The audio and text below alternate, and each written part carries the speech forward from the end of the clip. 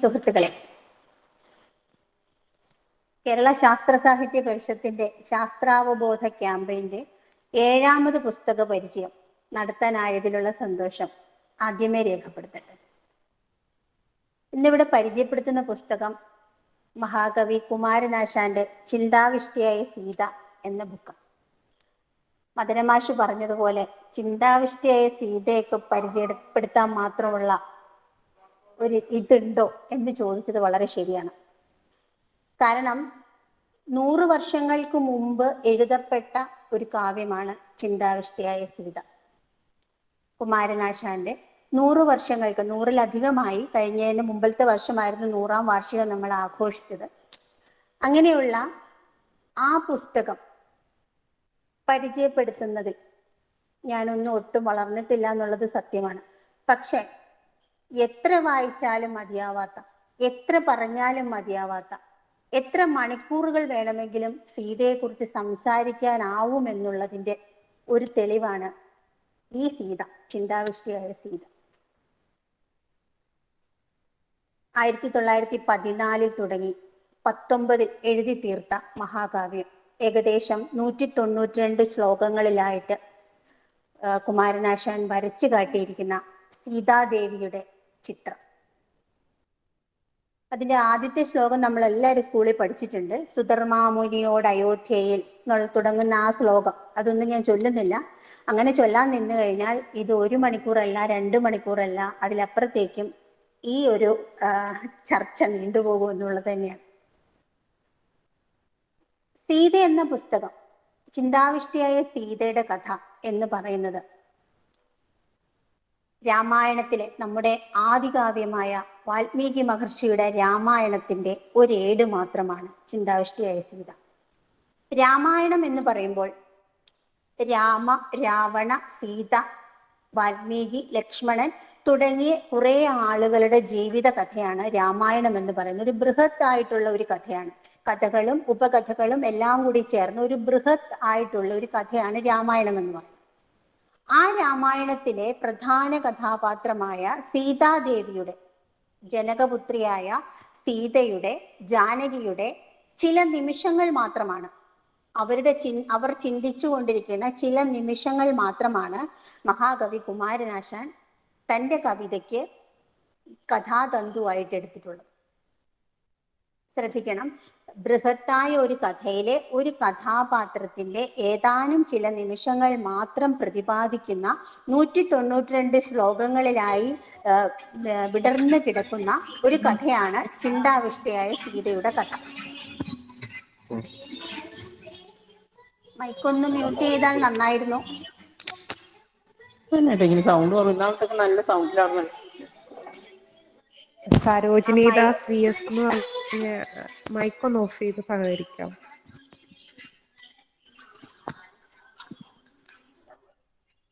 അപ്പോൾ നമ്മുടെ സീതയെ നമ്മൾ കാണുമ്പോൾ രാമായണത്തിന്റെ പശ്ചാത്തലം, മൈക്കൊന്ന് ഓഫ് ചെയ്യൂ പ്ലീസ്. സരോജിനിദാസ് VSന്റെ മൈക്ക് ഓൺ ആണ്, ഒന്ന് ഓഫ് ചെയ്ത് സഹകരിക്കുവാണെങ്കിൽ എല്ലാവർക്കും ശരിക്കും കേൾക്കാൻ പറ്റുമായിരുന്നു.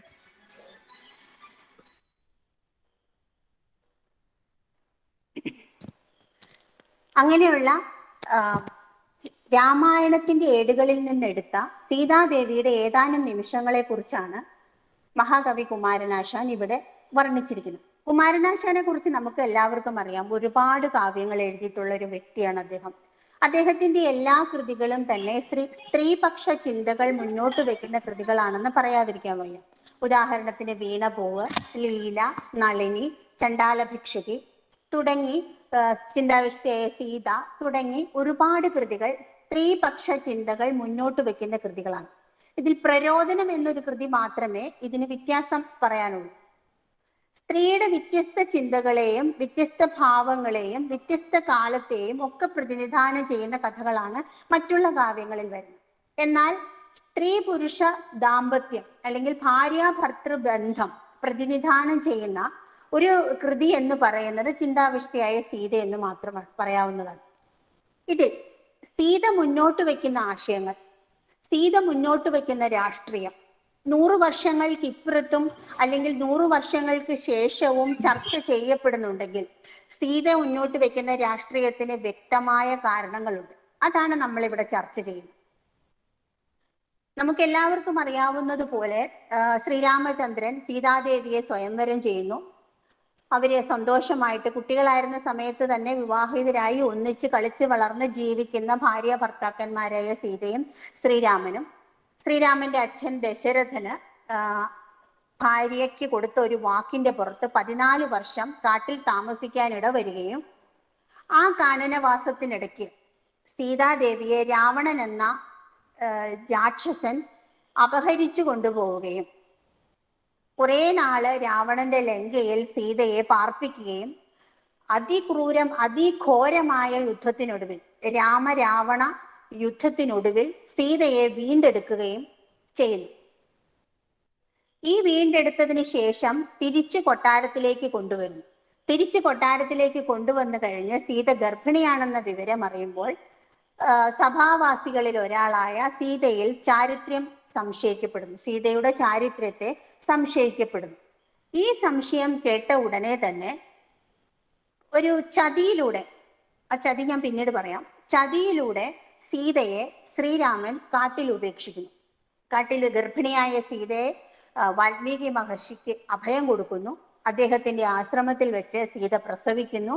2 കുഞ്ഞുങ്ങളുണ്ട്, ആൺകുഞ്ഞുങ്ങൾ ഉണ്ടാവുന്നു.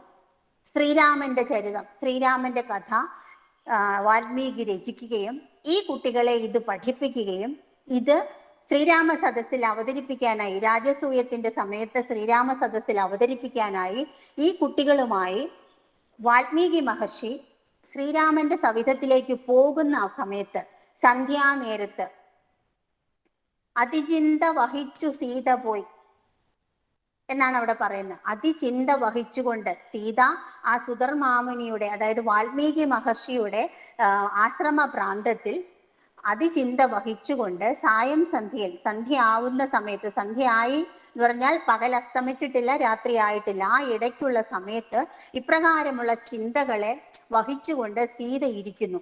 സീതയുടെ മനസ്സിൽ, സീത എന്ന പെണ്ണിന്റെ മനസ്സിലൂടെ കടന്നു പോകുന്ന വിചാരധാരകളെയാണ് കുമാരനാശാൻ തന്റെ ശ്ലോകങ്ങളിലൂടെ ആവിഷ്കരിച്ചത്. ചിന്താവിഷ്ടയായ സീതയുടെ കഥ ഇതാണ്. അതായത് രാമായണത്തിൽ നിന്ന് എടുത്ത കഥയുടെ ആ അംശമാണ് ഞാനിപ്പോൾ പറഞ്ഞത്. നമുക്കറിയാം, രാമായണം എന്ന് പറയുന്ന ബൃഹത്തായ കൃതി 6 കാണ്ഡങ്ങളിലായിട്ടാണ് എഴുതിയിരിക്കുന്നത്. ബാലകാന്ഡം, അയോധ്യാകാന്ഡം, കിഷ്കിന്ധാകാന്ഡം, യുദ്ധകാന്ഡം, അങ്ങനെ തുടങ്ങിയ 6 കാണ്ഡങ്ങളിലായിട്ടാണ്, ആരണ്യകാന്ഡം, അങ്ങനെ 6 കാണ്ഡങ്ങളിലായിട്ടാണ് രാമായണം എഴുതപ്പെട്ടിരിക്കുന്നത്. ഇതിൽ ഉത്തര രാമായണം എന്ന് പറയുന്ന ഒരു ഭാഗം കൂടി ഈ രാമായണത്തിലുണ്ട്. ആ ഉത്തര രാമായണത്തിലാണ് സീതയുടെ ഈ ത്യാഗത്തിന്റെ കഥകൾ വർണ്ണിക്കുന്നതെന്നാണ് പറയുന്നത്. അതുകൊണ്ട് തന്നെ ആ ഭാഗം ഒരിടത്തും പരാമർശിക്കുന്നില്ല. അത് ശ്രദ്ധിക്കാം.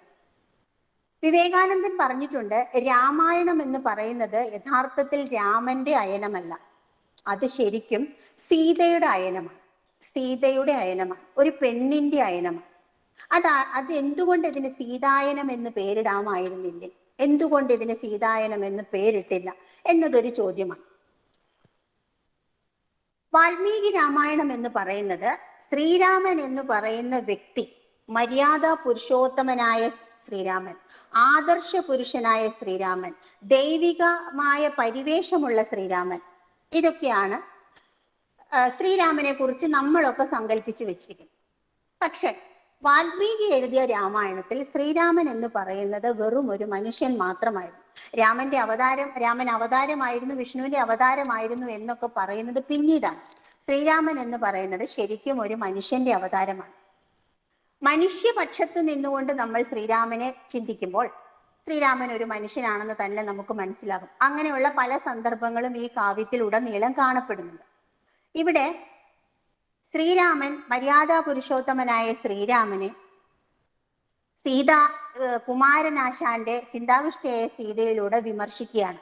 സീത എന്ന സ്ത്രീ ഭാരതത്തിന്റെ ഉത്തമ പുരുഷനായി അവരോധിക്കപ്പെട്ടിരിക്കുന്ന ശ്രീരാമനെ വിമർശിക്കുമ്പോൾ പുരുഷ കേന്ദ്രീകൃതമായ പുരുഷാധിപത്യ വ്യവസ്ഥിതിയുടെ, ഇന്ത്യൻ പുരുഷാധിപത്യ വ്യവസ്ഥിതിയെയാണ് ഒരു സ്ത്രീയായ സീത വിമർശിക്കുന്നത്.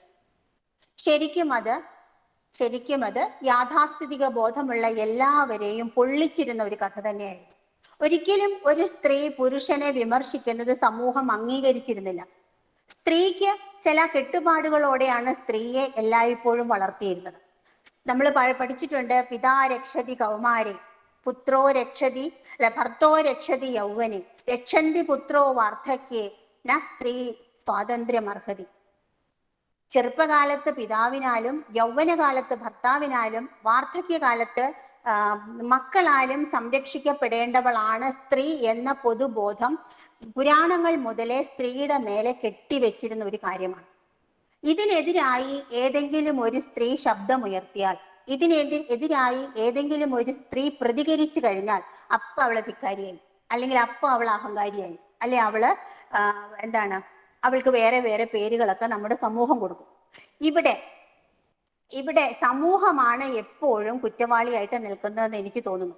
കാരണം ഒരു സ്ത്രീയെ സംബന്ധിച്ചിടത്തോളം സ്വതന്ത്രമായ ചിന്താഗതിയും വ്യക്തിത്വവും അഭിമാനബോധവും ആദർശഭാവവുമുള്ള ഒരു സ്ത്രീയെ സംബന്ധിച്ചിടത്തോളം അവൾ ഏതെങ്കിലും ഒരു രീതിയിൽ പ്രതികരിച്ചാൽ, ഏതെങ്കിലും ഒരു രീതിയിൽ അവൾ സംസാരിച്ചാൽ അതിനെ ഏറ്റവും കൂടുതൽ ബാധിക്കുന്ന ഒരു വസ്തുവാണ് സമൂഹം എന്ന് പറയുന്നത്. സമൂഹം എന്ത് കരുതും, അവരെന്ത് കരുതും, അയൽവക്കംകാരെന്ത് കരുതും, നാട്ടുകാരെന്ത് കരുതും? ഇതാണ് സ്ത്രീക്ക് മേലെയുള്ള ഏറ്റവും വലിയ കുരുക്ക്. പ്രിയപ്പെട്ട സുഹൃത്തുക്കളെ, ഞാൻ ചോദിക്കട്ടെ, ഈ സമൂഹം എന്ത് കരുതും എന്നുള്ള ഒരൊറ്റ കാരണത്തിന്റെ പേരിലാണ് കഴിഞ്ഞ ഒരാഴ്ചയ്ക്ക് മുമ്പ് വിസ്മയ എന്ന പെൺകുട്ടി ഭർതൃവിഗൃഹത്തിൽ സംശയാസ്പദമായ സാഹചര്യത്തിൽ കൊല ചെയ്യപ്പെട്ടത്. വിസ്മയ എന്ന പെൺകുട്ടിയെ നമുക്ക് മറ്റൊരു സീതയായി കണക്കാക്കാം. പുരുഷ കേന്ദ്രീകൃതമായ സമൂഹത്തിന്റെ ഒരു ഇര മാത്രമാണ് വിസ്മയ എന്ന പെൺകുട്ടി. ആ പെൺകുട്ടി അവിടെ നിൽക്കട്ടെ, അതിലേക്ക് ഞാൻ വീണ്ടും വരാം. ചിന്താവിഷ്ടിയായ സീത മുന്നോട്ട് വെക്കുന്ന രാഷ്ട്രീയം എന്ന് പറഞ്ഞാൽ സ്ത്രീയുടെ സ്വത്വബോധവും സ്ത്രീയുടെ അഭിമാനവുമാണ്. സ്ത്രീക്കില്ലേ അഭിമാനം? പുരുഷൻ അഭിമാനമുള്ളതുപോലെ സ്ത്രീക്കും അഭിമാനമുണ്ടെന്ന് കുമാരനാശാൻ 100 വർഷങ്ങൾക്ക് മുമ്പ് പ്രഖ്യാപിച്ചു. പക്ഷേ പുരുഷ കേന്ദ്രീകൃതമായ ഒരു സമൂഹത്തിന്റെ ബോധ്യം എന്താണെന്ന് വെച്ചാൽ, സ്ത്രീ എന്ന് പറയുന്നത് ഒരുങ്ങാനും അണിയിച്ചൊരുക്കാനും പ്രദർശിപ്പിക്കാനും പുരുഷന്റെ കാമനകളെ പൂർത്തീകരിക്കാനുമുള്ള ഒരു മാത്രമാണെന്നുള്ളതാണ് പുരുഷന്റെ സങ്കല്പം. 100 വർഷങ്ങൾക്ക് മുമ്പ് അതായിരുന്നു. ഇപ്പോഴും അതിന് മാറ്റമൊന്നും വന്നിട്ടില്ല. കുറച്ചൊക്കെ മാറ്റം വന്നിട്ടുണ്ടായിരിക്കാം. അഭ്യസ്തവിദ്യരായ യുവജനങ്ങൾ കൂടിക്കൂടി വരുന്നതിന്റെ ഫലമായിട്ട് കുറച്ചെങ്കിലും മാറ്റങ്ങൾ വന്നിട്ടുണ്ടാവും, ഇല്ല എന്ന് ഞാൻ പറയുന്നില്ല. പക്ഷെ ആ ഒരു അണിയിച്ചൊരുക്കാനും എഴുന്നള്ളിച്ചു കൊണ്ട് നടക്കാനുമുള്ള ഒരു മാത്രമാണ് സ്ത്രീ എന്നതാണ് പൊതുവായിട്ടുള്ള ധാരണ. ആ ഒരു ധാരണ ഭൂരിഭാഗം സ്ത്രീകൾക്കും ഉണ്ടെന്നുള്ളതാണ് ഏറ്റവും വലിയ സത്യം. സ്ത്രീക്ക് തന്നിലേക്ക് തന്നെ തിരിഞ്ഞു നോക്കാനുള്ള ചങ്കൂറ്റമില്ല. തന്നെ സ്ത്രീ മനസ്സിലാക്കുന്നില്ല. ഞാൻ എന്താണ്, എനിക്ക് എന്ത് ചെയ്യാൻ കഴിയും, എൻ്റെ വ്യക്തിബോധം എന്താണ്, എൻ്റെ സ്വത്വം എന്താണ് എന്നുള്ള ധാരണ പലപ്പോഴും സ്ത്രീകൾക്കില്ല. അങ്ങനെ ഒരു ധാരണ നമ്മുടെ സമൂഹത്തിൽ സ്ത്രീകൾക്കുണ്ടായിരുന്നുവെങ്കിൽ ഒരു ദൈവത്തിന്റെ ചാരിത്രത്തിന്റെ പുറത്ത് വിളക്ക് കത്തിച്ച് നമ്മുടെ റോഡരികിൽ ഞാൻ അശുദ്ധയാണെന്ന് ഉറക്കെ പ്രഖ്യാപിച്ചുകൊണ്ട് നമ്മുടെ കേരളത്തിലെ സ്ത്രീകൾ അണിനിരക്കില്ലായിരുന്നു. ഓർത്തു നോക്കണം, ശബരിമല വിഷയം വന്നപ്പോൾ സ്ത്രീകൾക്ക് ക്ഷേത്രത്തിൽ പ്രവേശിക്കാനുള്ള അവകാശം സുപ്രീം കോടതി കൽപ്പിച്ചു നൽകിയപ്പോൾ, എനിക്ക് വേണ്ടേ, ഞാൻ ആർത്തവമുള്ളവളാണ്, ഞാൻ അശുദ്ധയാണ്, ഞാൻ പുറത്തിറങ്ങാൻ കൊള്ളാത്തവളാണെന്ന് ഉറക്കെ പ്രഖ്യാപിച്ചുകൊണ്ട് വിളക്കും കത്തിച്ച് സെറ്റുമുണ്ടുടുത്ത് മുല്ലപ്പൂ ചൂടി അണിഞ്ഞൊരുങ്ങി നിന്ന സ്ത്രീകൾ ഒരു നിമിഷം ചിന്തിച്ചില്ല താൻ എന്താണെന്ന്. ആർക്ക് വേണ്ടിയിട്ടുള്ള അവകാശമാണ് ആ വിധിയിലൂടെ പ്രഖ്യാപിച്ചതെന്ന് സ്ത്രീകൾ ചിന്തിച്ചില്ല. അതുകൊണ്ട് തന്നെയാണ് ഞാൻ പറയുന്നത്, സ്ത്രീകൾ തന്നെ മനസ്സിലാക്കുന്നില്ല, തന്നിലേക്ക് തന്നെ തിരിഞ്ഞു നോക്കുന്നില്ല എന്ന് ഞാൻ പറഞ്ഞത്. ഇവിടെ സീത എന്ന സ്ത്രീ ഉന്നയിച്ച ഒരുപാട് വിഷയങ്ങൾ ചിന്താവിഷ്ടിയായ സീതയിൽ കുമാരനാശാൻ മുൻപോട്ട് വെക്കുന്നുണ്ട്. ഒരു സംഭവം, സീതയെ രാവണൻ തട്ടിക്കൊണ്ടുപോയി ഘോരമായ യുദ്ധത്തിനൊടുവിൽ ശ്രീരാമൻ സീതയെ വീണ്ടെടുത്തു കൊണ്ടുവരുമ്പോൾ ഭർതൃവിയോഗത്താൽ ദുഃഖിച്ചിരുന്ന ഒരു സ്ത്രീയെ സംബന്ധിച്ചിടത്തോളം ഏറ്റവും വലിയ സന്തോഷം എന്ന് പറയുന്നത് തൻ്റെ ഭർത്താവിനെ ഒന്ന് കാണുക എന്നുള്ളതാണ്. അയാളുടെ സ്നേഹപൂർവമായ ഒരു വാക്ക് കേൾക്കുക, അയാളുടെ ഒരു തലോടൽ ഏറ്റുവാങ്ങുക. എന്നതാണ് ഒരു സ്ത്രീയെ സംബന്ധിച്ചിടത്തോളം ഏറ്റവും വലുത്. സ്ത്രീയുടെ ഒരു സൈക്കോളജി പ്രകാരം നമുക്ക് എല്ലാവർക്കും അറിയാവുന്ന കാര്യമാണ്, ഇവിടെ ഇരിക്കുന്ന എല്ലാ പെണ്ണുങ്ങൾക്കും അറിയാവുന്ന കാര്യമാണ്. സ്ത്രീയുടെ ഒരു പൊതുവായ സൈക്കോളജി എന്ന് പറയുന്നത് സ്നേഹിക്കാനും സ്നേഹിക്കപ്പെടാനും പ്രണയിക്കാനും പ്രണയിക്കപ്പെടാനും തലോടലേൽക്കാനും ലാളിക്കപ്പെടാനുമുള്ള മോഹം മനസ്സിൽ സൂക്ഷിക്കുന്ന ഒരു വ്യക്തിയാണ് സ്ത്രീ എന്ന് പറയുന്നത്. അതിനി ആരൊക്കെ എന്തൊക്കെ പറഞ്ഞാലും അതിന് യാതൊരു മാറ്റവുമില്ല. സ്നേഹിക്കപ്പെടാനുള്ള ആഗ്രഹം എല്ലാ സ്ത്രീകളുടെയും മനസ്സിലുണ്ട്. അങ്ങനെ രാവണനാൽ അപഹരിക്കപ്പെട്ട സീതാദേവി ശ്രീരാമനെ ഒന്ന് കാണാൻ വേണ്ടി മോഹിച്ച് അവിടെ നിൽക്കുമ്പോൾ ശ്രീരാമൻ എന്താ ചെയ്തത്? ശ്രീരാമൻ എന്താണ് ചെയ്തതെന്ന് വെച്ചാൽ, ശ്രീരാമൻ സീതയെ മൈൻഡ് ചെയ്തില്ല. സീത ഇങ്ങനെ കാണാൻ വേണ്ടി കൊതിച്ചു നിൽക്കുകയാണ്, ശ്രീരാമൻ മൈൻഡ് ചെയ്തില്ല. മറിച്ച് വിഭീഷണോട് കൽപ്പിച്ചു, പെട്ടെന്ന് തന്നെ ഇവിടെ അഭിഷേകം നടത്താനുള്ള സംവിധാനങ്ങളൊക്കെ ഒരുക്കാൻ, അഭിഷേകം നടത്താനുള്ള ഒരുക്കങ്ങളൊക്കെ നടത്താൻ പറഞ്ഞു. അതെല്ലാം കഴിഞ്ഞ് ആ പരിപാടികളെല്ലാം കഴിഞ്ഞതിന് ശേഷം വിഭീഷണോട് കൽപ്പിക്കുകയാണ്, സീതാദേവിയെ കുളിപ്പിച്ച് സർവാംഗ വിഭൂഷിതയായി കൊണ്ടുവരാൻ പറഞ്ഞു. സീത അനുസരിച്ചു കേട്ടോ. വേഗം പോയി കുളിച്ച് ആഭരണങ്ങൾ, ആഭരണങ്ങളൊക്കെ അണിഞ്ഞ് പല്ലക്കിലേറി സീത ശ്രീരാമനെ കാണാൻ ചെല്ലുന്നു. ശ്രീരാമനെ കാണാൻ ചെല്ലുമ്പോൾ ആ രാജാധിരാജന്റെ മുഖം തെളിഞ്ഞിട്ടില്ല. ആ രാജാധിരാജന്റെ മുഖം പരുഷമായിരിക്കുകയാണ്. അപ്പോൾ പല്ലക്കിലേറി വന്ന സീതയെ ശ്രീരാമൻ വിമർശിച്ചു എന്നാണ് പറയുന്നത്. ആശാൻ പറയുന്നത് ശ്രീരാമൻ വിമർശിച്ചു, നടന്നു വരണമായിരുന്നു. ശ്രീരാമന്റെ ഈ പരുഷമായ മുഖഭാവവും വാക്കുകളും കേട്ടപ്പോൾ സീതയുടെ നെഞ്ചു പൊടിഞ്ഞു. സീത അപ്പോൾ സീത ഇതിനെ ചോദിക്കുമ്പോൾ ശ്രീരാമൻ പറയുന്നുണ്ട്, ഹേ ജാനകി, ഹേ സീതേ, നീ എൻ്റെ കണ്ണിലും ഈ സമൂഹത്തിന്റെ മുന്നിലും കളങ്കപ്പെട്ടവളാണ്. കാരണം മറ്റൊരു പുരുഷൻ നിന്നെ തട്ടിക്കൊണ്ടു പോയവനാണ്. ശ്രീരാമൻ നിന്നെ എടുത്ത് മടിയിലിരുത്തിക്കൊണ്ടാണ് പുഷ്പക വിമാനത്തിൽ കയറിപ്പോയത്. നിന്നെ അയാള് ശിംശഭാവൃക്ഷത്തിന്റെ ചുവട്ടിൽ കുറെ വർഷങ്ങളോളം താമസിപ്പിച്ചു, കുറെ നാളുകളോളം താമസിപ്പിച്ചു. നിനക്ക് ഇഷ്ടമുള്ളതുപോലെ ഇനി ജീവിക്കാം. നിനക്ക് ആരുടെ കൂടെ വേണമെങ്കിലും പോവാം. ലക്ഷ്മണന്റെ കൂടെ പോകാം, സുഗ്രീവന്റെ കൂടെ പോകാം, വിഭീഷണന്റെ കൂടെ പോകാം. നിനക്ക് അങ്ങനെ ആരുടെ കൂടെ വേണമെങ്കിലും പോകാം. കാരണം ആ കാരണത്തിനാണ് ഇവിടെ നമ്മൾ ഊന്നി ഊന്നി പറയേണ്ടത്. കാരണം സർവാംഗ മനോഹരിയായ നിന്നെ, ഓർക്കണം ആ വാക്ക്, സർവാംഗ മനോഹരിയായ നിന്നെ മനുഷ്യരായ പുരുഷന്മാർ പോലും കാമിക്കുമ്പോൾ, സർവാംഗ മനോഹരിയായ നിന്നെ മനുഷ്യരായ പുരുഷന്മാർ പോലും കാമിക്കുമ്പോൾ രാക്ഷസനായ രാവണൻ നിന്നെ വെറുതെ വിട്ടുവെന്ന് ഞാൻ വിശ്വസിക്കണം. ഓർക്കണം, മര്യാദാ പുരുഷോത്തമനായ ശ്രീരാമൻ തന്നെ ജീവന തുല്യം സ്നേഹിക്കുന്ന, പതിവ്രതയെന്ന് അഭിമാനിക്കുന്ന സീതയെ പറ്റി ശ്രീരാമൻ ഉന്നയിച്ച ആരോപണമാണ്. അത് കേട്ടപ്പോ സീതയുടെ ആത്മാഭിമാനം സടകുടഞ്ഞെഴുന്നേറ്റു. അപ്പൊ സീത ചോദിക്കുന്നുണ്ട്, പടുരാക്ഷസ ചക്രവർത്തി എന്നുടൽ മോഹിച്ചത് എന്റെ കുറ്റമാണോ എന്ന്. 14 വർഷം കാട്ടിൽ താമസിക്കാൻ വിധിക്കപ്പെട്ടത് എന്റെ കുറ്റമാണോ? രാക്ഷസ ചക്രവർത്തി എന്നെ കട്ടുകൊണ്ടുപോയത് എന്റെ കുറ്റമാണോ? അപ്പോഴാണ് അവര് പറയുന്നത്, അനിയ ലക്ഷ്മണ, ഒരുക്കൂ, അഗ്നി ഇവിടെ ഒരുക്കൂ, ഞാൻ എന്റെ പാതിവൃത്യം തെളിയിക്കട്ടെ എന്ന്. അങ്ങനെ വലിയ അഗ്നികുണ്ഡം തെളിയിച്ച് സീത ആ അഗ്നികുണ്ഡത്തിലേക്ക് എടുത്തു ചാടി ഒരു പോറൽ പോലും ഏൽക്കാതെ പുറത്തു വരുമ്പോൾ അഗ്നിദേവൻ പറയുന്നു, ഇതാ രാഘവ നിൻ സീത, ഇവൾക്കില്ല ഒരു ദോഷവും, വാക്കാലും നിനവാലും ഒന്നും നിനക്ക് ഇവൾക്ക് ഒരു ദോഷവുമില്ല എന്ന് പാതിവൃത്യം തെളിയിച്ച സീതയാണ് ശ്രീരാമൻ അന്തഃപുരത്തിലേക്ക് കൊണ്ടുപോകുന്നത്. അവിടെ ശ്രീരാമൻ പറയുന്ന ഒരു വാക്കുണ്ട്, കള്ളത്തരമാണത്.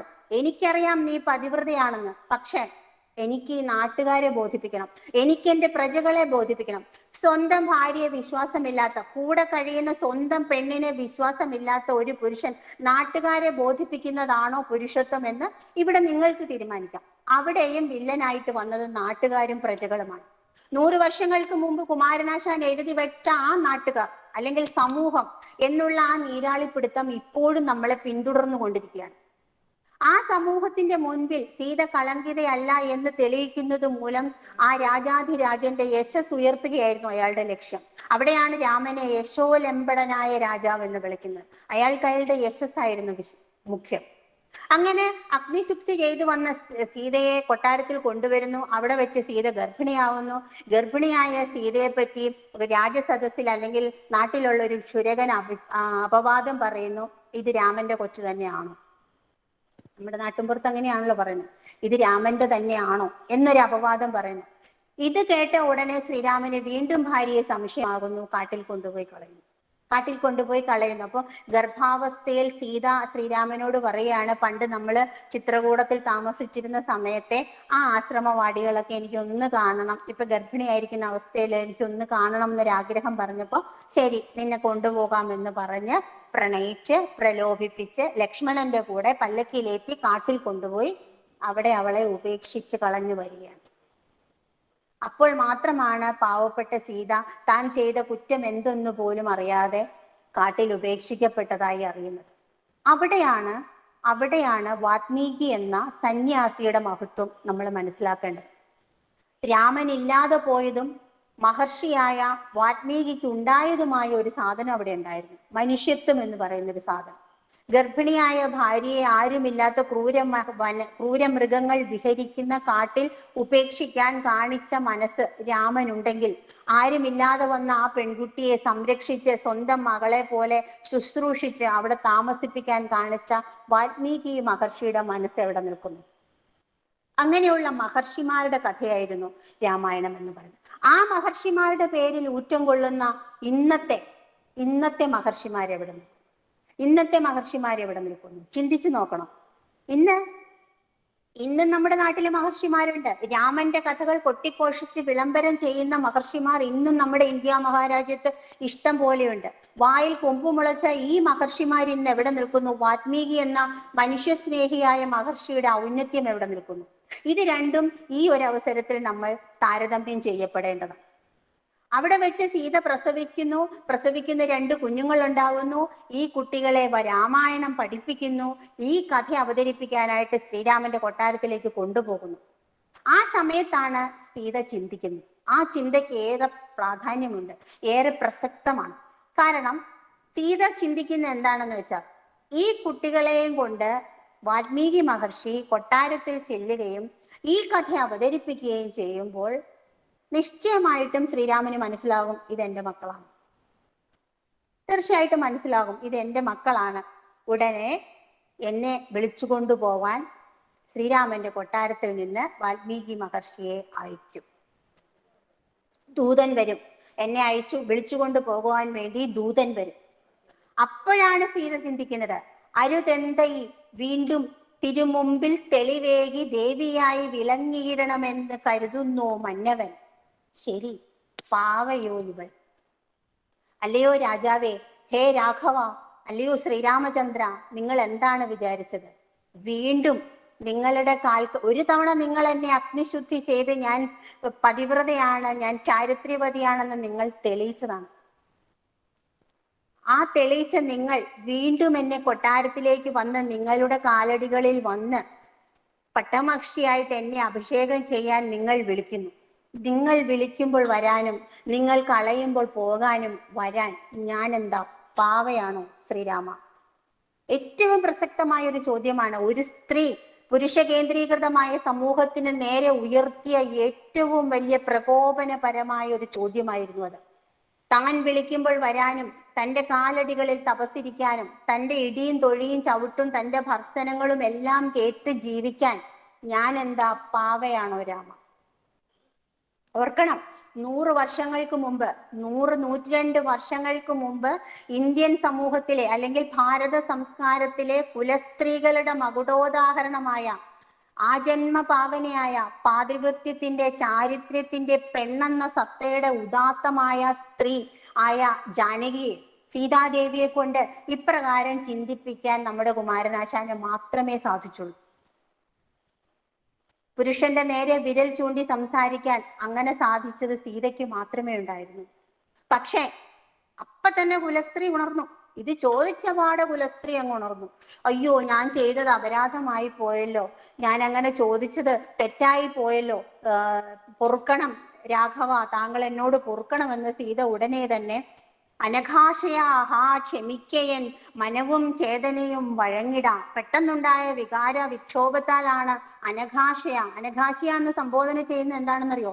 ഏറ്റവും സംസ്കാര സമ്പന്നയായ ഒരു സ്ത്രീ തൻ്റെ ഭർത്താവിനെ അത്യന്തം ബഹുമാനത്തോടെയും പ്രണയത്തോടെയും പ്രാണനായും കരുതുന്ന ഒരു വിളിയാണത്, അനഘാശയ.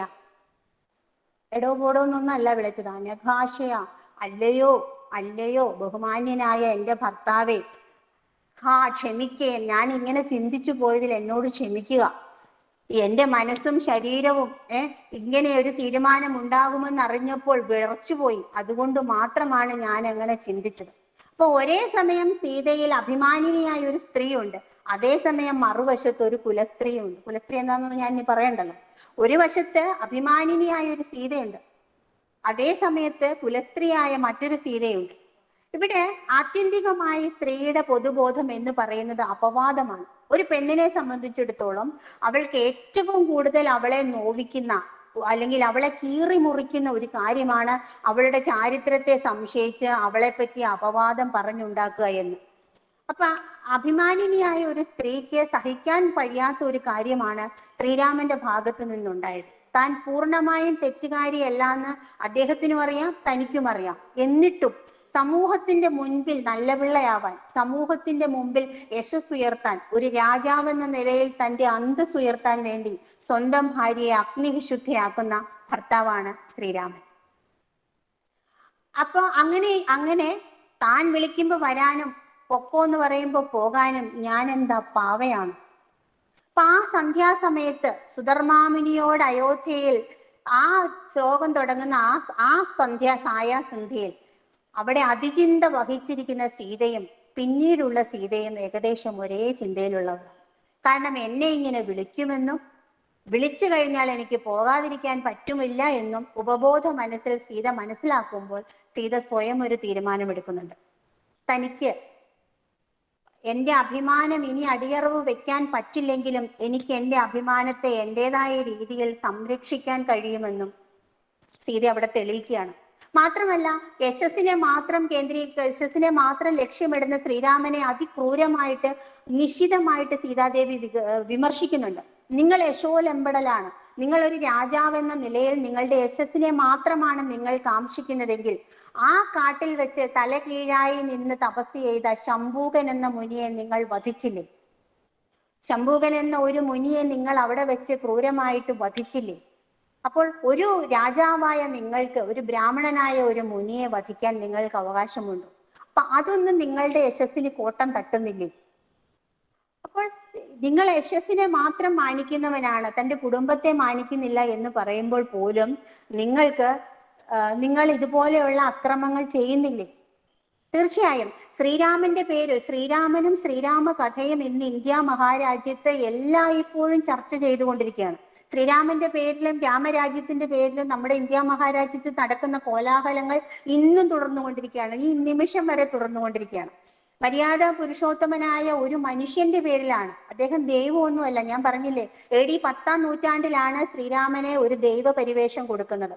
കാരണം വാൽമീകിയുടെ രാമായണത്തിൽ ശ്രീരാമൻ എന്ന് പറയുന്നത് ഒരു മനുഷ്യനായിരുന്നു.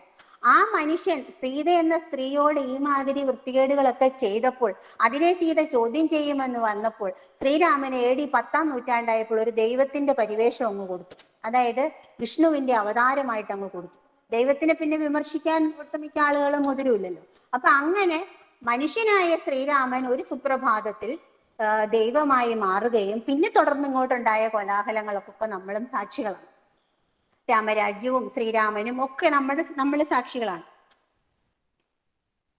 ഇനി അങ്ങനെ ഈ ശ്രീരാമനെ ഒരു സമയത്ത് സീത നിശിതമായി വിമർശിക്കുകയും മറുവശത്ത് കുലസ്ത്രീ എന്ന ചിന്ത ഉണരുകയും ചെയ്തപ്പോൾ അപമാനവും അതുപോലെ ഭർത്തൃസ്നേഹവും എല്ലാം കൂടെ കൂടിക്കലർന്ന് സീത അവിടെ മോഹാത്സ്യപ്പെട്ട് വീഴുകയാണ്. സീത മോഹാത്സ്യപ്പെട്ട് വീഴുന്നുണ്ടെങ്കിലും സീത മനസ്സുകൊണ്ട് എല്ലാവരോടും യാത്ര പറയുന്നുണ്ട്. ഇനി യാത്ര പറഞ്ഞിടട്ടെ ദിനസാമ്രാജ്യപതേ ദിവസ്പതേ. അതുകൂടാതെ വേറൊരു കാര്യം കൂടി അവർ ചിന്തിക്കുന്നുണ്ട്. വന്ദനം ഭവാൻ ഭുജശാഖ വിട്ടുയർന്നു ഞാൻ, ഭയമറ്റു പറന്നു പോയിടാം സ്വയം ഇദ്യോവിലൊരാശ്രയം വിന. നമസ്കാരമൊക്കെ ഉണ്ട്, ഭർത്താവിനോട് ഭയങ്കര സ്നേഹവും ബഹുമാനവും ഒക്കെ ഉണ്ട്. പക്ഷേ നിങ്ങളുടെ കൈകളുടെ കരവലയത്തിനുള്ളിൽ നിന്ന്, നിങ്ങളുടെ കൈകളുടെ സംരക്ഷണയിൽ നിന്ന് ഞാൻ പോവാണ്. ഇനി നിങ്ങൾ വിളിക്കുമ്പോ വന്ന് കാലടി കീഴെ കിടന്ന് ദേവിയായിട്ട് പട്ടമഹർഷിയായിട്ട് വന്ന് കാലടിയില് അടിയറവ് പറഞ്ഞു കിടക്കാൻ എന്നെ ഇനി കിട്ടത്തില്ല. ഞാൻ പോവാണ്. നിങ്ങളുടെ സംരക്ഷണ വലയത്തിൽ നിന്ന് ഞാൻ പറന്നു പോവുകയാണ്. സ്വയം ഇദ്യോവിൽ ഒരു ആശ്രയം വിന. ഈ ഭൂമിയില് മറ്റൊരാളുടെ ആശ്രയമില്ലാതെ ഞാൻ ഇവിടെ നിന്ന് പറന്നു പോവുകയാണ്. അങ്ങനെയാണ് മണ്ണിന്റെ മകളായ സീത മണ്ണിലേക്ക് തന്നെ തിരികെ പോകുന്നത്. സീത എന്ന് പറയുന്നത് പ്രകൃതിയാണ്. പ്രകൃതിയെ സ്നേഹിക്കുകയും പ്രകൃതിയെ സംരക്ഷിക്കേണ്ടതിന്റെയും ആവശ്യകത ഈ കവിതയിലൂടെ കുമാരനാശാൻ കാണിച്ചും തരുന്നുണ്ട്. ഇനി അവസാന ശ്ലോകം, ചിന്താവിഷ്ടിയായ സീതയിലെ ഏറ്റവും മഹത്തായ ശ്ലോകം എന്ന് പറയുന്നതാണ് ഏറ്റവും ലാസ്റ്റത്തെ ശ്ലോകം. എന്താണ്? വേണ്ടാ ഖേദമെടോ സുതേ, വേണ്ടാ ഖേദമെടോ സുതേ എന്ന് എന്റെ മറന്നുപോയല്ലോ.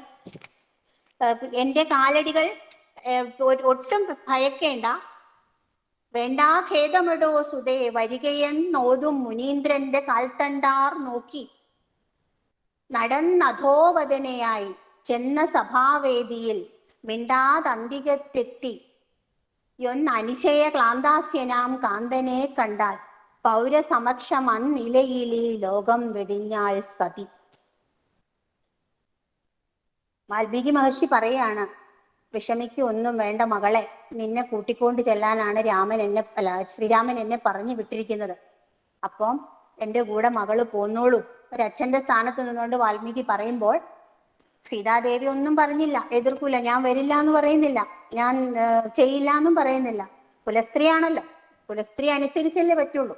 അവര് മിണ്ടാതെ വാൽമീകി മഹർഷിയുടെ കാലടികൾ പിന്തുടർന്ന് മുഖം കുനിച്ച് രാമസഭയിലെത്തി. അവിടെ എത്തിയിട്ട് ഒന്നേ നോക്കിയുള്ളൂ, ഒരൊറ്റ തവണ. ഒരക്ഷരവും മിണ്ടിയില്ല, വാക്തർക്കത്തിന് മുതിർന്നില്ല. എന്നാലും നിങ്ങൾ എന്തിനാണ് എന്നോട് ഇങ്ങനെ ചെയ്തതെന്ന് ചോദിച്ചു പൊട്ടിക്കരഞ്ഞില്ല. ഒരക്ഷരവും മിണ്ടിയില്ല, ഒരൊറ്റ നോട്ടം. ഒരൊറ്റ നോട്ടമേ നോക്കിയുള്ളൂ. അനുശയ ക്ലാന്താസ്യനാം കാന്തനെ. ആകെ സീതയോട് ചെയ്തതില് കുറ്റബോധം കൊണ്ട് വീർപ്പ് മുട്ടിയിരിക്കുന്ന ഭർത്താവിനെ ഒരൊറ്റ നോട്ടം. ആ നോട്ടത്തിലെല്ലാം ഉണ്ടായിരുന്നു. താൻ അനുഭവിച്ച അപവാദങ്ങൾ, കല്യാണം കഴിച്ച നാള് മുതൽ ഞാൻ അനുഭവിച്ച എല്ലാ സങ്കടങ്ങളും, ഞാൻ അനുഭവിച്ച ദുരിതങ്ങൾ, കാട്ടിൽ 14 വർഷം കാട്ടിലെ കല്ലിലും ഉള്ളിലും ചവിട്ടി നടന്ന ആ ഒരു സങ്കടങ്ങൾ, മറ്റൊരു രാക്ഷസനാൽ തട്ടിക്കൊണ്ടുപോയതിന്റെ അപമാനത്തെ തുടർന്ന് തിരിച്ചെത്തിയതിനു ശേഷമുണ്ടായ അപവാദങ്ങൾ, ഭർത്താവിനാൽ പരിഗ്രഹിക്കപ്പെട്ടവൾ, അങ്ങനെയുള്ള എല്ലാ വിഷമങ്ങളും ഉള്ളിൽ ഒതുക്കിക്കൊണ്ട് ഒരൊറ്റ നോട്ടം. ആ നോട്ടത്തിനൊടുവിൽ പൗരസമക്ഷം അന്നിലയിൽ ഈ ലോകം വെടിഞ്ഞാൾ സതി. ആ നിമിഷം തന്നെ സീത ഭൂമിയിലേക്ക് അന്തർധാനം ചെയ്തു എന്നാണ് കഥ. സീത ആത്മഹത്യ ചെയ്തു എന്നായിരിക്കാം, അങ്ങനെയും വ്യാഖ്യാനിക്കാം. ഇവിടെ തുടക്കത്തിൽ സീതയെ പറയുന്നത് സീത എന്നാണ്. ഫസ്റ്റ് ശ്ലോകത്തിൽ സുധർമാമുനിയോട് അയോധ്യയിൽ എന്ന് തുടങ്ങുന്ന ഫസ്റ്റ് ശ്ലോകത്തിൽ പറയുന്നത് സീത എന്നാണ്. എന്നാൽ അവസാനത്തെ ശ്ലോകത്തില്, ഏറ്റവും ലാസ്റ്റത്തെ ശ്ലോകത്തില് പറയണത് എന്താണ്? ഈ ലോകം വെടിഞ്ഞാൾ സതി എന്നാണ്. സതി എന്ന് പറഞ്ഞാൽ എന്താണെന്ന് നമുക്കൊക്കെ അറിയാം. പരമശിവന്റെ ഭാര്യയായിരുന്നു സതി. ദക്ഷയാഗം നടത്തിയപ്പോൾ തൻ്റെ ഭർത്താവിനെ പൗരസമക്ഷത്ത് വെച്ച് അച്ഛനായ ദക്ഷൻ പരിഹസിക്കുകയും ചുടലഭസ്മം ചൂടി നടക്കുന്നവനെന്ന് അപഹാസ്യപ്പെടുത്തുകയും കളിയാക്കുകയും ചെയ്തപ്പോൾ തൻ്റെ ഭർത്താവിനെ പൗരസമക്ഷത്ത് വെച്ച് അപമാനിച്ചതിന്റെ ദുഃഖം സഹിക്കാതെ തീകുണ്ടത്തിൽ ചാടി ആത്മഹത്യ ചെയ്തവളാണ് സതി. അവിടെയും ഭാരത സ്ത്രീകളുടെ ഭാവശുദ്ധിയാണ് മുന്നോട്ട് വെക്കുന്നത്. തൻ്റെ ഭർത്താവ് എന്ന് പറയുന്നത് ഒരു സ്ത്രീയെ സംബന്ധിച്ചിടത്തോളം ഏറ്റവും വിലപ്പെട്ടതാണ്. അയാളുടെ അഭിമാനത്തിന് വേണ്ടി നിലകൊള്ളുന്നവളാണ് ഒരു ഭാരത സ്ത്രീ എന്ന് പറയുന്നത്. ഇവിടെ സീതയും സതിയും രണ്ടുപേരും കുലസ്ത്രീകളുടെ പ്രതീകമാണ്. തൻ്റെ ഭർത്താവിനെ അപമാനിച്ചത് തൻ്റെ അച്ഛനായാൽ പോലും ഞാൻ അത് സഹിച്ചുകൊണ്ട് നിൽക്കില്ല എന്ന് തെളിയിച്ചതാണ് സതി. ഇവിടെ സീതയാണെങ്കിലോ തൻ്റെ മനസ്സിനെ അങ്ങേയറ്റം വേദനിപ്പിച്ച് തന്നെ അപമാനിച്ച് തിരിച്ചു വിളിച്ചപ്പോ അതെനിക്ക് വേണ്ട, ആ സൗജന്യം വേണ്ട എന്ന് പറഞ്ഞ് സ്വന്തം ജീവിതം തന്നെ തിരസ്കരിച്ചവളാണ് സീത. സ്ത്രീയുടെ രണ്ട് ഭാവങ്ങളിലേക്കാണ് ഇത് വിരൽ ചൂണ്ടുന്നത്. തുടക്കത്തിലെ സീതയും അവസാനത്തിലെ സതിയും രണ്ടുപേരും ഒരേ ഭാവത്തിലേക്കാണ്. തന്റെ ആത്മാഭിമാനമാണ് അവിടെ. ഇപ്പൊ സ്ത്രീയുടെ ആത്മാഭിമാനമാണ് ചിന്താവിഷ്ടയായ സീതയിലൂടെ കുമാരനാശാൻ മുന്നോട്ട് വെക്കുന്നത്. ഇവിടെ സീത പറയുന്നുണ്ട്, ഒരു നിശ്ചയമില്ല ഒന്നിനും, വരുമോരോ ദശ വന്ന പോലെ. ഇതൊക്കെ ഇങ്ങനെ വരുമ്പോ എനിക്ക് ഒന്നിനും ഒരു നിശ്ചയമില്ല, എന്ത് ചെയ്യണമെന്നറിയില്ല, ആരോട് ചോദിക്കണമെന്നറിയില്ല, ഒരു സഹായത്തിന് ആരുമില്ല. അങ്ങനെയാണ് സീത സ്വയം ഒരു തീരുമാനമെടുക്കുന്നത്. പക്ഷെ ആ തീരുമാനത്തിന് ഒരു പ്രത്യേകത ഉണ്ടായിരുന്നു. തന്റെ ആത്മാഭിമാനം കളയാൻ സീത ഒരിക്കലും ഒരുക്കമായിരുന്നില്ല എന്നുള്ള ഒരു കാര്യമാണ് ഈ സീത നമ്മളിലേക്ക് തരുന്ന ഒരു സന്ദേശം. ഇനി ഈ കഥയിലെ രാഷ്ട്രീയം എന്ന് പറയുന്നത്, സീത മുന്നോട്ട് വയ്ക്കുന്ന രാഷ്ട്രീയം വ്യക്തമായ ഒരു രാഷ്ട്രീയമാണ് സീത മുന്നോട്ട് വയ്ക്കുന്നത്. സ്ത്രീയുടെ അഭിമാനം എന്ന രാഷ്ട്രീയം. തന്റെ അഭിമാനത്തിന് വിഘാതമായി പ്രവർത്തിക്കുന്നവരാരായാലും ശരി, പ്രതികരിക്കാനുള്ള തന്റെ ഇടവും ധൈര്യവും കാണിക്കണം സ്ത്രീ എന്നുള്ള ഒരു ബോധം 100 വർഷങ്ങൾക്ക് മുമ്പ് നമ്മുടെ സമൂഹത്തിലേക്ക് കുമാരനാശാൻ എറിഞ്ഞു തരികയാണ്. അങ്ങനെ എറിഞ്ഞു തന്നപ്പോൾ പുരുഷാധിപത്യ വ്യവസ്ഥിതിയെ സീത ചോദ്യം ചെയ്യപ്പെടുമ്പോൾ പലർക്കും മുറിപ്പെട്ടു. കുമാരനാശാൻ ഈ കവിത എഴുതിയപ്പോൾ, ഈ കാവ്യം എഴുതിയപ്പോൾ തന്നെ വളരെയധികം വിമർശനങ്ങൾ അദ്ദേഹത്തിന് നേരിടേണ്ടി വന്നു. ഒരുപാട് വിമർശനങ്ങൾ നേരിടേണ്ടി വന്നു. അപ്പൊ അവിടെ പറഞ്ഞ ഒരു വിമർശനം എന്താണെന്ന് വെച്ചാൽ, സീത എന്ന് പറയുന്ന സ്ത്രീ എന്ന ഒരു സത്തയുടെ ആത്യന്തികമായ പരിപാവനതയെ കളങ്കപ്പെടുത്താൻ ഇങ്ങനെ ഒരു കാവ്യം എഴുതുന്നതിന് പകരം ചിന്താവിഷ്ടയായ സീതയ്ക്ക് പകരം ചിന്താവിഷ്ടയായ തങ്കമ്മ എന്നൊരു കാവ്യം എഴുതിയാൽ പോരായിരുന്നു എന്നായിരുന്നു അദ്ദേഹത്തിനെതിരെ വന്ന ആദ്യത്തെ വിമർശനം. കാരണം സീതയെ കൊണ്ട് ഇത് പറയിക്കാൻ പാടില്ല. സീത എന്ന് പറയുന്നത് സ്ത്രീത്വത്തിന്റെ അങ്ങേയറ്റത്തെ പ്രതീകമാണ്. ഭാരത സ്ത്രീകളുടെ അഭിമാനമാണ്, ഭാരത സ്ത്രീകളുടെ പ്രതീകമാണ് സീത എന്ന് പറയുന്നത്. ആജന്മ ഭാവനയാണെന്നാണ് പറയുന്നത്. പക്ഷെ കുമാരനാശാൻ അറിയാമായിരുന്നു, നവോത്ഥാന നായകനായിരുന്ന കുമാരനാശാന് ഈഴവരുടെ ശിവനെ പ്രതിഷ്ഠിച്ച് ശ്രീനാരായണ ഗുരുവിന്റെ പിൻഗാമിയായി വളർന്നു വന്ന കുമാരനാശാൻ അറിയാമായിരുന്നു എവിടെ പിടിച്ചാലാണ് സമൂഹത്തിൽ കൊള്ളുന്നതെന്ന്. ഏത് കഥ, ഇപ്പൊ ലീലയായാലും നളിനി ആയാലും ചണ്ടാല ഭിക്ഷുകിയിലെ നായികമാരായാലും വേറെ ഏതൊരു കഥയിലെ നായികയെ എടുത്താലും ഇത്രയ്ക്ക് അങ്ങോട്ട് ഇഫക്റ്റ് കിട്ടില്ലായിരുന്നു. അത് കുമാരനാശാന് വ്യക്തമായിട്ട് അറിയാമായിരുന്നു. കാരണം ഈ ഭാരത സംസ്കാരത്തിന്റെ ആണിക്കല്ലായ പുരുഷൻ എന്ന ഒരു ഭാവത്തിന്റെ ആണിക്കല്ലായ ശ്രീരാമചന്ദ്രനെ ചോദ്യത്തിന്റെ മുൾമുനയിൽ നിർത്താൻ കഴിയുന്ന ഒരേ ഒരു സ്ത്രീ സീതയാണെന്ന് കുമാരനാശാന് വ്യക്തമായ ധാരണയുണ്ടായിരുന്നു. ആ സ്ത്രീയെ കൊണ്ട് തന്നെ ഈ സമൂഹത്തിൽ നടമാടുന്ന അനീതികൾക്കെതിരെ ചോദ്യങ്ങൾ ചെയ്യിച്ചെങ്കിൽ മാത്രമേ അത് കൊള്ളേണ്ടടുത്ത് കൊള്ളുകയുള്ളൂ എന്നും കുമാരനാശാൻ അറിയാമായിരുന്നു. ആ ഒരു കാര്യത്തിൽ കുമാരനാശാൻ എന്ന കവി അങ്ങേയറ്റം വിജയിച്ചു എന്നുള്ളതിന്റെ തെളിവാണ് 1919 എഴുതി തീർന്നിട്ട് 2021 ഈ ചർച്ചയിൽ നമ്മൾ ഇവിടെ പങ്കെടുക്കുന്നു. കാലം ഇത്രയും കഴിഞ്ഞു. 19 ശേഷം 21 വരെ ഇവിടെ വന്നു. 100 വർഷങ്ങൾക്ക് ശേഷവും സ്ത്രീയുടെ സ്വത്വത്തിന് യാതൊരു മാറ്റവും വന്നിട്ടില്ല എന്നുള്ളതിന്റെ ഏറ്റവും വലിയ തെളിവാണ് ഈ ഒരു കൃതി. സ്റ്റേറ്റ് ലൈബ്രറി കൗൺസില് 2019 കുമാരനാശാന്റെ ചിന്താവിഷ്ടയായ സീതയെ കേരള സംസ്ഥാനം മുഴുവനുള്ള എല്ലാ ലൈബ്രറികളിലും അവതരിപ്പിച്ചു. അവിടെയൊക്കെ അവതരിപ്പിച്ചപ്പോൾ ഞാൻ കണ്ട ഒരു കാര്യം, ഇത് കേൾക്കാൻ വരുന്ന ഭൂരിഭാഗവും പുരുഷന്മാരാണ്, സ്ത്രീകളാരും വരുന്നത്. സ്ത്രീകൾ ഇത് കേൾക്കാൻ വരുന്നില്ല. എന്തുകൊണ്ടാണ് സ്ത്രീകൾ ഇത് കേൾക്കാൻ വരാത്തത്?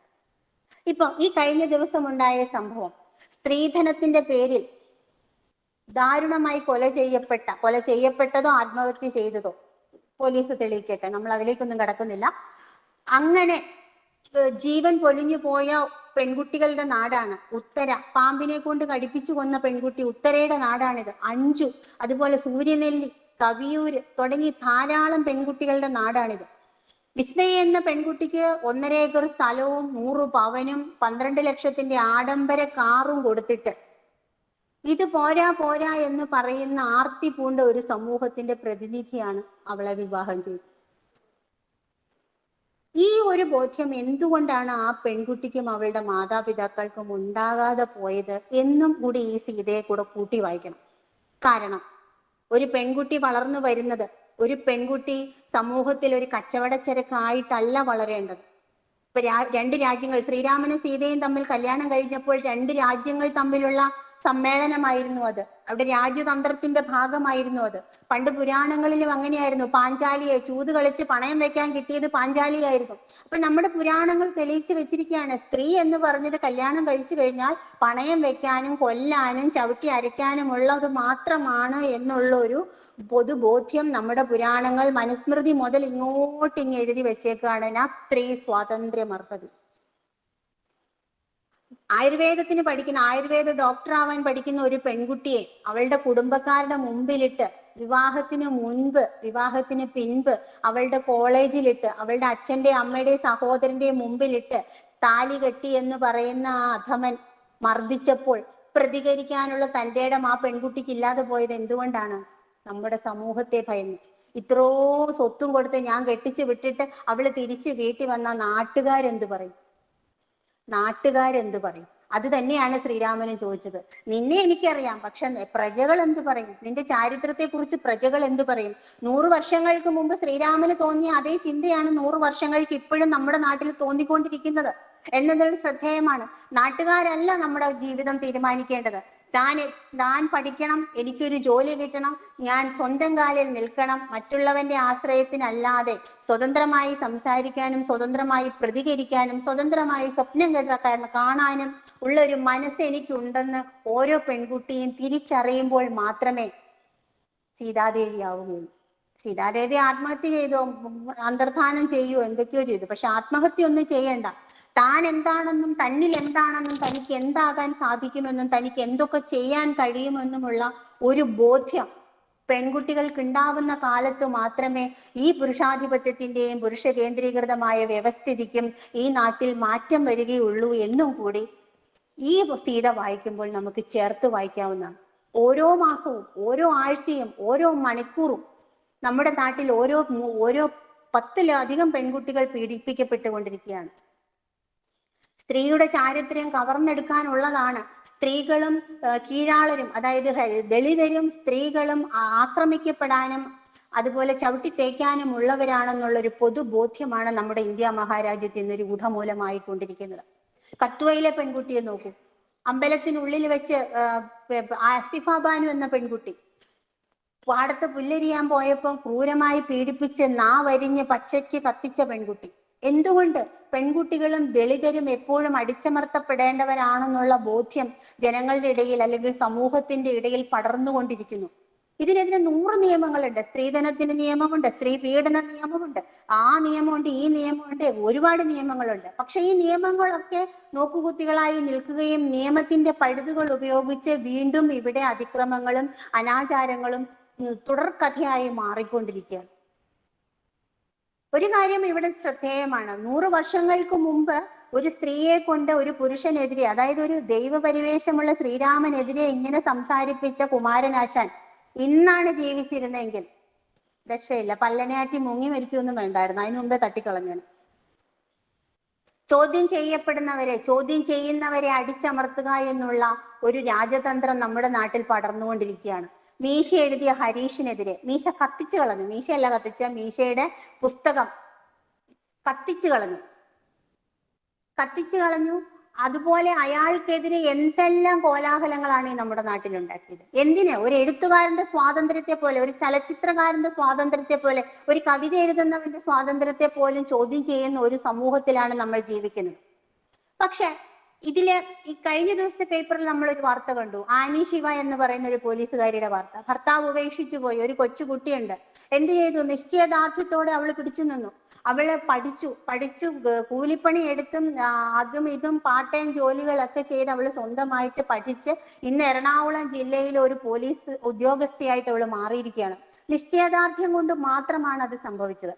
എത്ര പെൺകുട്ടികൾക്ക് അത്ര നിശ്ചയദാർഢ്യമുണ്ട്? എത്ര പെൺകുട്ടികളെ കുടുംബം സപ്പോർട്ട് ചെയ്യുന്നുണ്ട്? അതും കൂടി ഈ സീതയോടൊപ്പം നമ്മൾ വായിക്കണം. കാരണം ജനിച്ച് വീഴുമ്പോൾ മുതൽ ഒരു പെണ്ണിന്റെ കാതിൽ ഓതി കൊടുക്കുന്നത് നീ പെണ്ണാണ്, നീ പെണ്ണാണ്, നീ പെണ്ണാണ്, അവനാണാണ്. നിനക്കതുപോലെ ചാടാനോ നിനക്കതുപോലെ ഓടാനോ ഉറക്കെ പറയാനോ ഉറക്കെ ചിരിക്കാനോ മരത്തെ കയറാനോ വണ്ടി ഓടിക്കാനോ ഒന്നും നിനക്ക് പറ്റില്ല. കാരണം നീ പെണ്ണാണ്. ചെറുപ്പം മുതലേ ഈ വേർകൃത്യത്തിന്റെ പാഠങ്ങൾ ഓതി തന്ന് വളർത്തുന്നതോടെ പെൺകുട്ടികളുടെ ആത്മാഭിമാനം തന്നെ നഷ്ടപ്പെടുന്നു പോകുന്നുണ്ട്. അതും ഇവിടെ ചിന്തിക്കണം. ഒരു യഥാർത്ഥത്തിൽ നമ്മുടെ സമൂഹമാണ് ഇതിനൊക്കെ ഒരു പരിധി വരെ കാരണമെന്ന് പറയാതിരിക്കാൻ നിവൃത്തിയില്ല.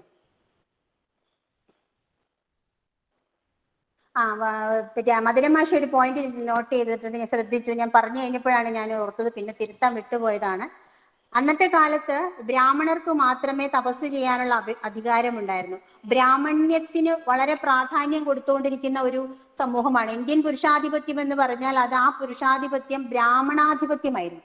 അതായത് ബ്രാഹ്മണർക്ക് മാത്രമേ എന്തും ആകാവുള്ളൂ, ബ്രാഹ്മണർക്ക് മാത്രമേ എന്തും പാടുള്ളൂ, അങ്ങനെയുള്ള ഒരു സമൂഹമായിരുന്നു. അപ്പൊ അന്ന് തപസ് ചെയ്യാനുള്ള അവകാശം, അതിന്റെ ആ ഒരു ഇത് ബ്രാഹ്മണർക്ക് മാത്രമേ ഉള്ളൂ. ആ കാലത്താണ് ശംഭൂകൻ എന്ന ശൂദ്രനായ മനുഷ്യൻ അവിടെ പോയി തല കീഴായി നിന്ന് തപസ് ചെയ്തത്. അപ്പൊ ബ്രാഹ്മണനല്ല തപസ് ചെയ്തു എന്നുള്ള ഒറ്റ കാരണം കൊണ്ടാണ് ശ്രീരാമൻ അയാളെ വധിച്ചത്. ആ വധത്തെയാണ് സീത ചോദ്യം ചെയ്തത്. ശരിയാണ്, മദനമാഷ് പറഞ്ഞത് ശരിയാണ്. എനിക്ക് പറഞ്ഞപ്പോൾ മാറിപ്പോയതാണ്. പിന്നീട് പറഞ്ഞു വന്നപ്പോൾ ഞാനത് തിരുത്താൻ വിട്ടുപോയി, ക്ഷമിക്കണം.